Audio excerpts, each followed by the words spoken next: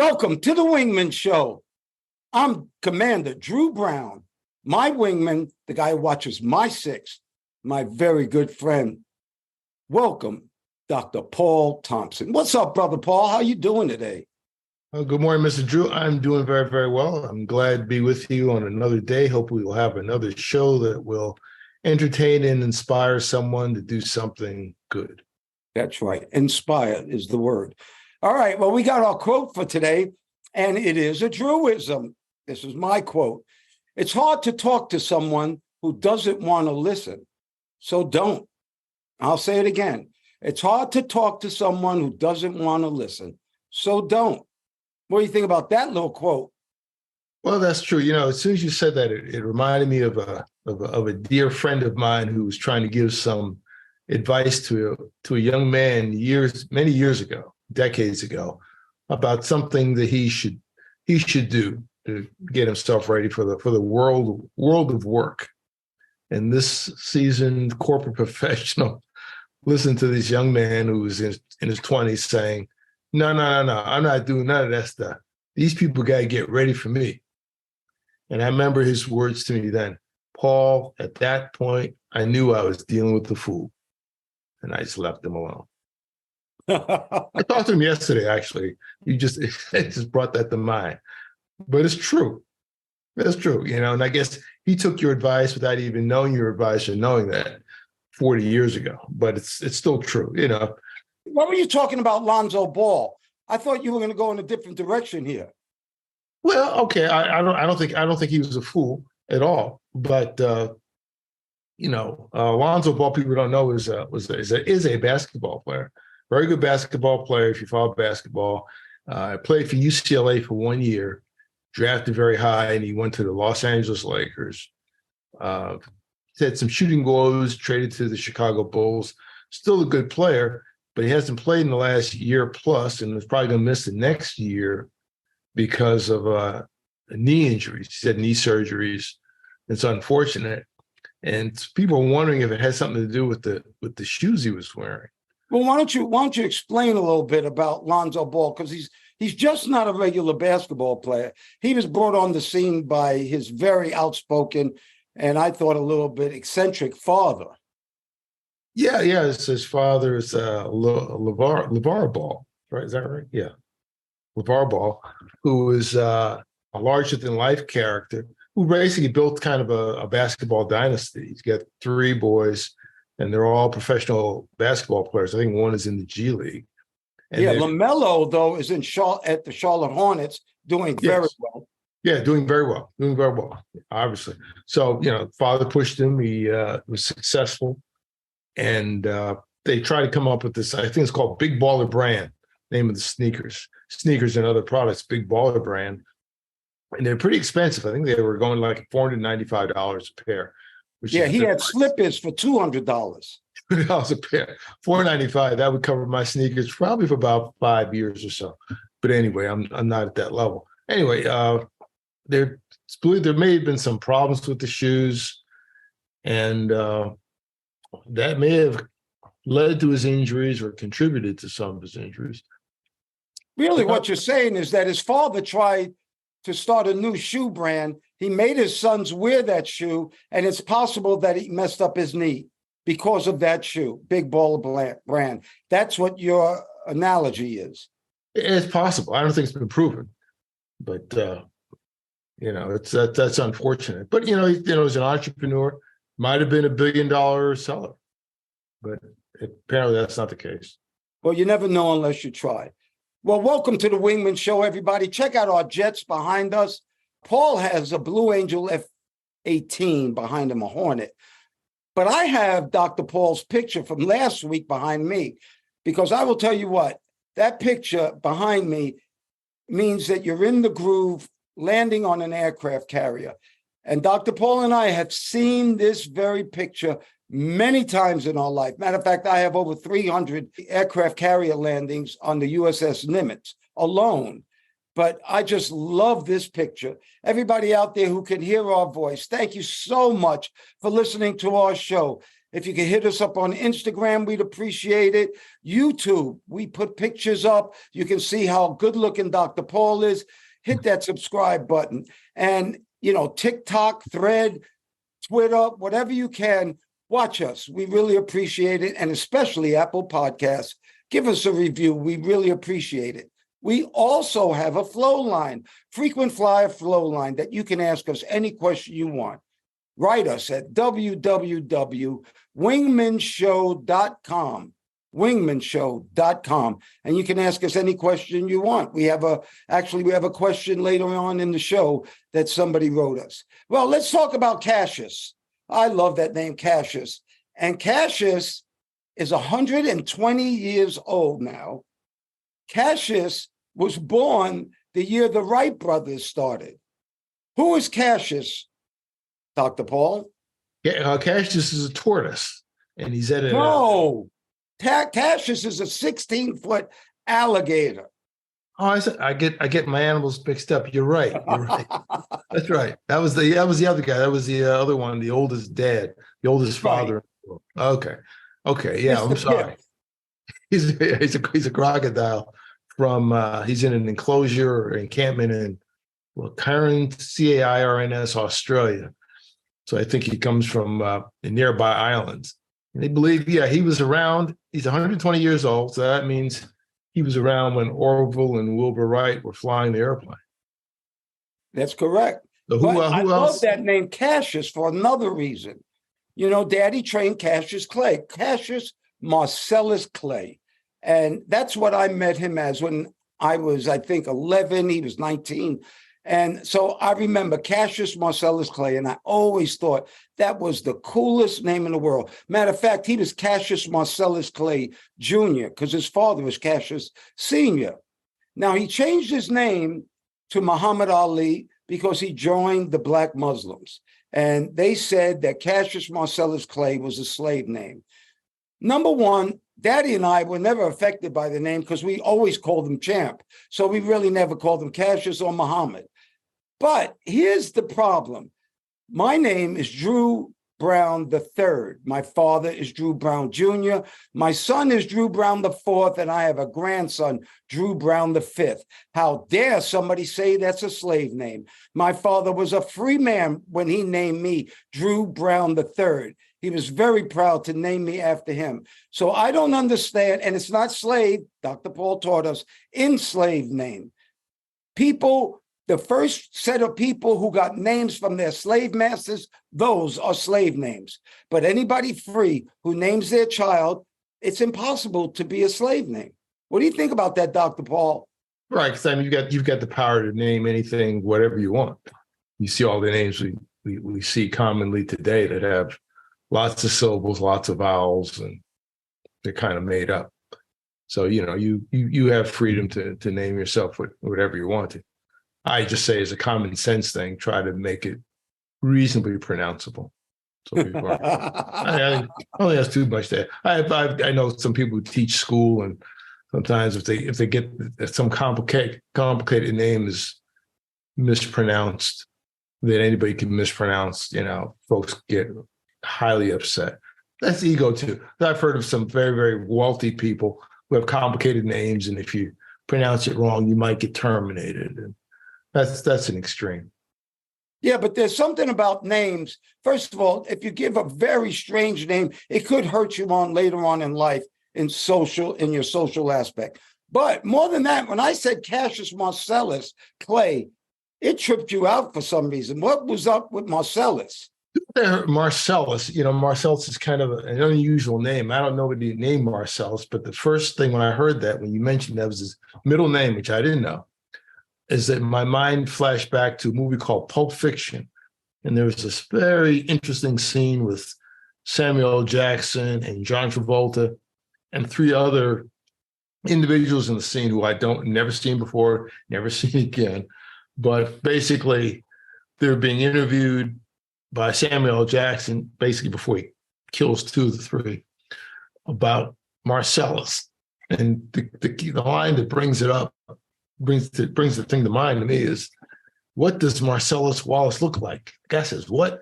And there's a little question and answer period. That's the only time Marcellus is used, but it's a great scene. I think it's probably his best acting, but that's what it starts at. What does Marcellus Wallace look like? Then there's a question and answer in a conclusion. You can see it on YouTube. There's some strong language, and actually it's all strong language. But if you're watching this show, you probably heard some of it already. So type that in the chat and the YouTube. What does Marcellus Wallace look like? It'll bring it up. It's about 2 minutes and 10 seconds. Well, actually, I thought you were going to do the whole scene. No, you did it for me the other day. I couldn't do justice. The gunshots and eating the guy's hamburger. I mean, there's a lot to it. All right. Well, how about this, Dr. Paul? I told you about a book that I've read that I think is so incredible, and it's called The Four Agreements. And I'd like to discuss the four agreements real quick. The first agreement is make your word impeccable. Throughout my life, Dr. Paul, I'll tell you what, that has been such an important fact of mine, to always make my word impeccable. In other words, if you can't do something, say you can't do it. If you're not going to be somewhere, tell somebody you're not going to be there. But don't let your words just say anything and you have no action behind it. Make your word impeccable, Dr. Paul. Yeah, you got to. That reflects on your character and someone that can be trusted and depended upon. There are some people you probably know, we've all known that, as soon as their mouth starts moving, you tune out. They're not reliable. They don't mean what they say. They're trying to get over. They're looking for an angle. And the big thing, they're not sincere. Well, I never understood that. A politician, and there's been some very recent ones, who just lie. So I don't understand when somebody lies to you, why do you listen to them again? In other words, why do you even say, we're going to have a press conference? If he lied last time, why are you listening this time? Anyway, I think it's one of the main staples in being a real honest to goodness human being is to make your word impeccable. Number two, very important, don't assume anything. And you know what they say about assumptions, don't make an ass out of you and me. But usually we assume the wrong thing. So if you don't assume, you can't assume the wrong thing. What do you think about assumptions, Dr. Paul? You try not to. Yeah, you make an ass out of you and me. But the reality is there are some things you have to assume. It's like someone's like, well, I don't trust anybody. Well, you actually sort of do. You trust the people who are probably preparing your food, making sure the water is clean, running the power plant, get the electricity going. You don't do everything. God forbid you got to go into the knife under getting some surgery done. You're trusting a whole lot of people there. You just are. So sometimes we kind of overvalue ourselves in terms of how strong we are, how powerful. I can bench press 200 pounds. I can bench press 1,000 pounds. But a little germ can take you off this planet really easy. So the reality is we're interdependent. But I just say, try to put as many things on your side as you can. And if some of the assumptions will hurt you, I guess like old President Ronald Reagan said, trust but verify if you can. All right. Number three, don't take anything personally. This is a big one because for some reason, when I was younger and a little bit now, I took everything personally. I'm not that important to take everything personally. People are not thinking about me 100% of the time. The world doesn't revolve around me. And once you start learning that, you shouldn't take anything personally. People have a lot more on their minds than just you. That's true. Yeah, the world does not revolve around you. Yeah, that's that same person I talked to earlier, said the same thing. But we're kind of a selfish culture. We can look at ourselves a lot with your phones and I, me. That's the characteristic of young people anyway. I mean, infants. It's all, kind of selfish. And sometimes some people don't grow out of that, even as they get older in life. It's a negative trait. It's better to give than receive a lot of times. No doubt about it. And the fourth agreement, which I know you love, is always do your best. Always. No matter what you do, Make believe you have to sign your name after every project you do, whether it's washing the dishes or building a building. It doesn't matter. Whatever you do, always do your best. That's the fourth agreement. Very much so. I remember hearing George Foreman just give a life talk to a bunch of young people somewhere. Basically said, if you get knocked down on the canvas 4 times, make sure you get up at least 5. That's an excellent saying right there. All right, Dr. Paul, pickleball. Can you believe it? We're in the age of pickleball.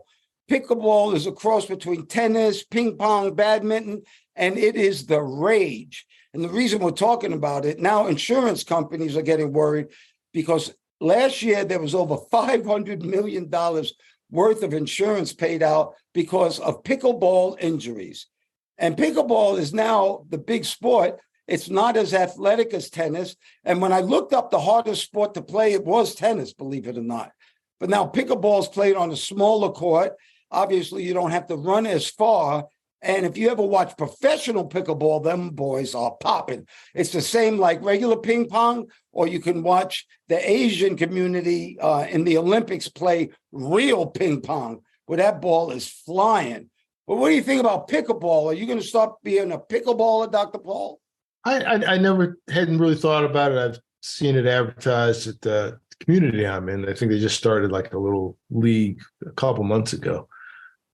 It's interesting. I've looked at the rules. It looks, it looks reasonable. It don't look that hard. But I can see where there are more injuries. I'm going to guess these are not young people having the injury. These are old people, probably retirees, cooped up from 2 years of COVID.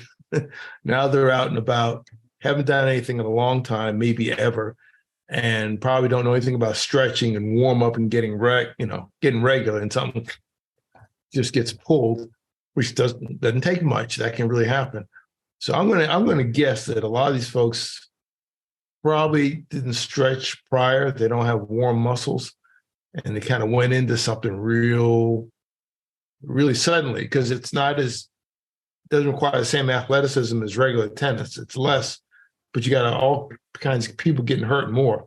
So I'm going to say this is something affecting probably people 55 plus, maybe older, that could probably do it if they limbered up a little bit, maybe change their diet. Maybe they're too heavy, putting too much weight on those joints. I don't know. Well, maybe. Hey, Dr. Paul, we read a story that's just so incredible, and I can't believe I was taught this from a long time ago. There is no difference between us. If you have curly hair, straight hair, dark skin, light skin, they are all put here for the environment. And mankind came from equatorial Africa. Okay, so the sun was overhead most of the time. That's why curly hair is actually the first air conditioning for the brain. And the only reason people have curly hair is to protect their head from the sun. So the first air conditioner, they just said, was actually afros. Afros was the first air conditioner. So when you and I started talking about that, and the reason that Black people have large noses, because in hot air, it's harder to get oxygen. In cold air, people's noses are thin because you can't have too much cold air going up your brain. But what I wanted to talk about was that afro. Do you remember that scene in Coming to America when that Soul Glow guy had that Jerry curl and he sat down on the guy's couch, and when he got up, there was this big blob of Jerry curl juice on the sofa, which was one of the funniest scenes I've ever seen. Do you remember that? I remember well. Not only do I remember it, we'll put it on. I got that picture. We'll put it up there for you. No doubt. I got it last night. And people don't know the Jerry curl was named after, I think it was a woman. I think her name was Jerry Redding, Jheri. So they named it after her. And it was basically a hair relaxing process that a lot of Black people used in the 80s and the early 90s. It went out of fashion, maybe not that practical. It loosened the hair up. And the thing was, you had to be moisturized a lot, otherwise it would dry out. So a lot of time people, you couldn't sleep with it. You had to wear a shower cap, which looked really, really, really weird at times. So I remember moving to Memphis early on and had some friends over who came from out of town. and they were saying, why are all these guys walking around with shower caps on their heads? You might remember that. This was a while back, and I have to think back. But that was part of the Jerry curl movement, and the people that used to push it. They actually kind of apologized to the world for doing it. It was okay. It wasn't a big deal, but it required a lot of greasy stuff on it. We'll show that picture of the. Yeah, you had to coming pump that juice up in that head. Little Drew used to call it berries and juice, not relaxer, just a little berries and juice. But talking about coming to America, let me ask you this, Dr. Ball. There are a lot of movies that the second one was better than the first. And these are a couple that I think. I don't think Coming to America 2 was better than Coming to America 1, but I think Terminator 2 was better than Terminator 1. I think Rocky 2 was better than Rocky 1. I think The Godfather 2 was better than Godfather 1. And remember Friday, the movie Friday with Ice Cube? Yeah. Well, I think Next Friday was better than Friday. But the one that I want to talk about was The Exorcist, because The Exorcist was the scariest movie I ever seen. And that is because when it came out, I was up at Ali's camp with Belinda, his wife, and Belinda told me, definitely just go see the movie. And I said, what's it about? She said, don't worry about it. So I took my friends in New York to go see The Exorcist when it first came out, and nobody even knew what exorcism was. It was the scariest thing I ever seen. I slept with the lights on for 2 weeks. So when Exorcist 2 came out, I got scared just from hearing the name. It was the biggest disappointment you can ever imagine, Exorcist 2. It was not as scary as Exorcist 1. And I'm glad it wasn't, actually, Dr. Paul. Trying to, making the second thing as good as the first, that's difficult. That's probably like, trying to repeat a championship, which, some team, sports teams can do. They won the championship the first year, second year, third year. That's very, very, very difficult with competition. But I agree with you on the Rocky 2. When I saw the first Rocky movie, I remember I was in the theater. I was all by myself. There's nobody in there because it was snowing. And then it becomes a franchise that we're still talking about today. Everybody remembers Rocky, the music, and it's an icon. It's an American icon. Aliens. No doubt about it. And they put a big, nice statue of Rocky in Philadelphia when he ran up those steps. Remember that? Yeah, I remember that. And they really should have one to Joe Frazier if they don't already, because he's actually from Philadelphia and he was a heavyweight champion, not a movie character. But you could say, some said Sylvester Stallone had done more for boxing than people in the Boxing Hall of Fame. It's very possible. And you know what that brings me to, right? It brings me to Wingman PSA. From the 11 Facts in Life, fact number 10. If you can't help change your friends, change your friends. Once again, if you can't help change your friends, change your friends. And that simply meant, Dr. Paul, if you're around people that are not good and you can't help them change, you need to be around different people. They always said, if you hang around 5 broke people, you're going to be the 6th. That's likely. The company, be like the company you keep. Something about you are the company you keep. That's true. And smart people, dumb people, it's the same way.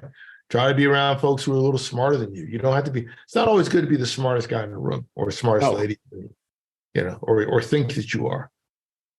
Well, it's like what we learned last week. Every time you're wrong, you learn something. That was the quote. The dumber you are, the smarter you become. That's so right. Being the smart person in the room means you never learn anything. That's right.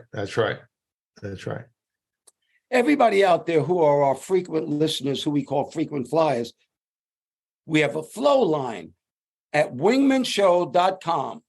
That's wingmenshow.com. And this is somebody who wrote us a letter. It was a 58-year-old man from Michigan. And it was a simple question. Do we miss flying? I'll let you go first, Dr. Paul. Yeah, I miss flying a little bit.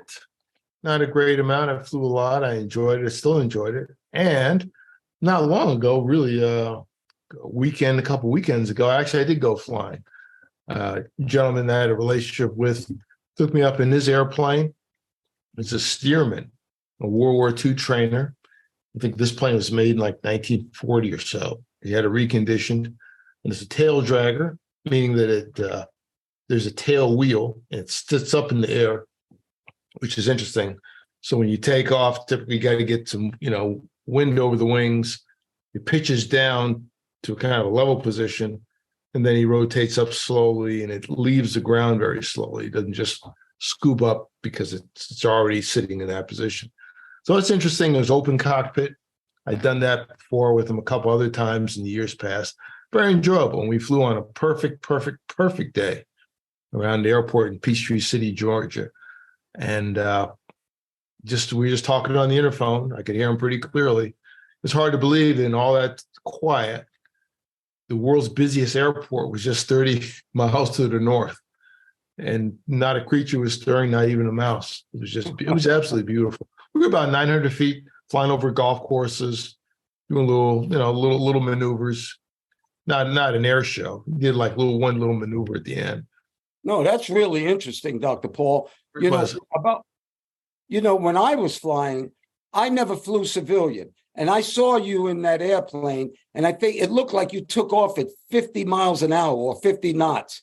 And me learning how to fly in the military, I'm into speed. I need fast. And 50 doesn't make it, because to me, in my brain, any airplane I flew, you would stall at 50 knots.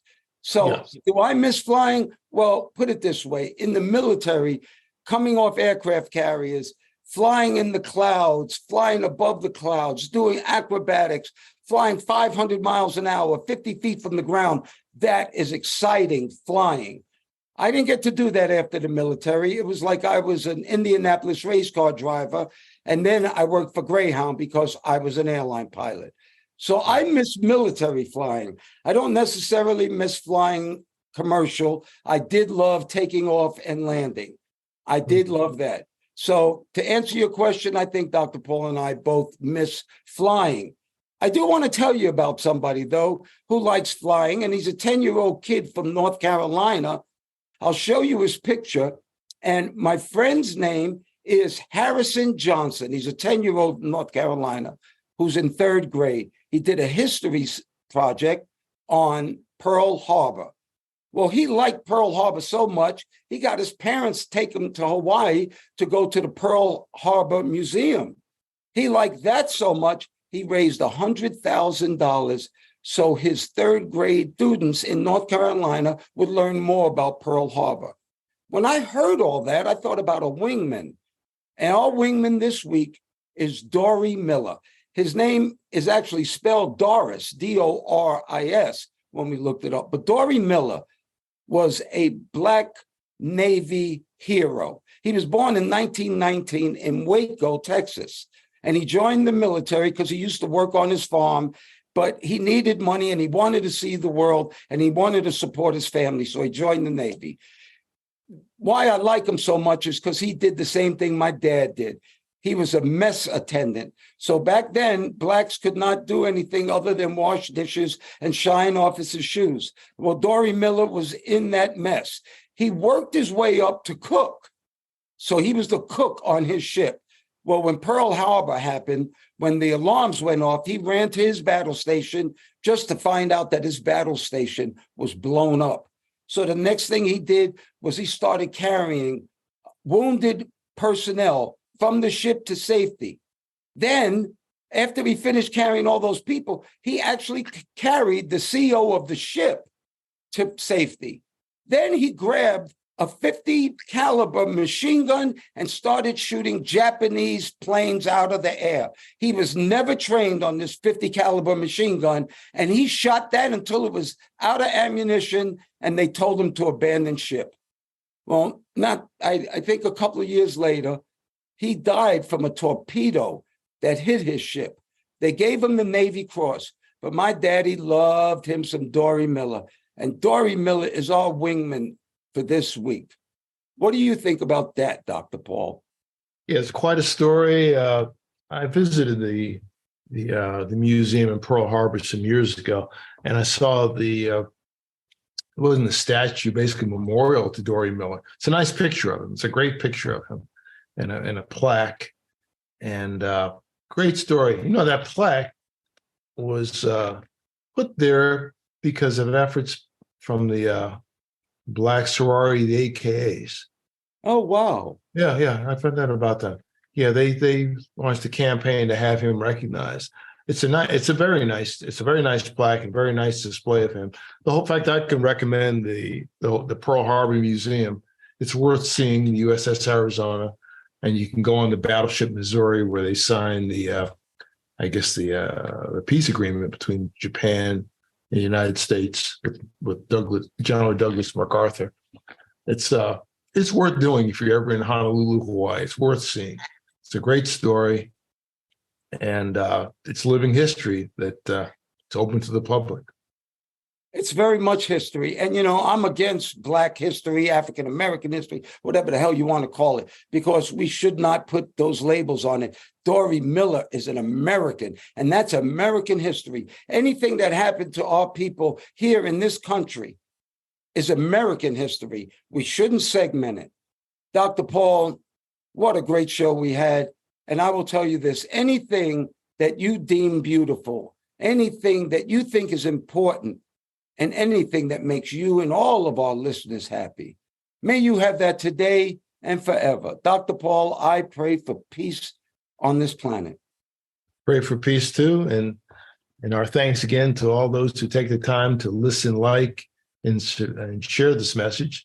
If you're watching on YouTube, please give us a like and subscribe. The more subscribers, the better for all of us.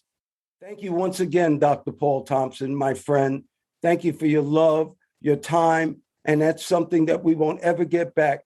I want to thank all the listeners, too. Thank you so much for doing the show, Dr. Paul. We're jamming. Well, thank you, Mr. Drew, for inviting me on. Always good to talk to you. And ladies and gentlemen, please remember to like, share, and subscribe to this podcast or any of the podcasts. If you're looking at YouTube, they say smash the like button. Don't smash it. Just press it gently and use as a link to all your friends. You can also look at us on our website, wingmenshow.com, WINGMEN show, SHOW.com, altogether, wingmenshow.com. And we hope to see you in the future. Thanks again, Mr. Drew. Oh, you're welcome. And we're still floating like butterflies and stinging like bees. Rumble, you badass jet pilots, rumble. May there be peace on earth, and goodwill towards all men and women.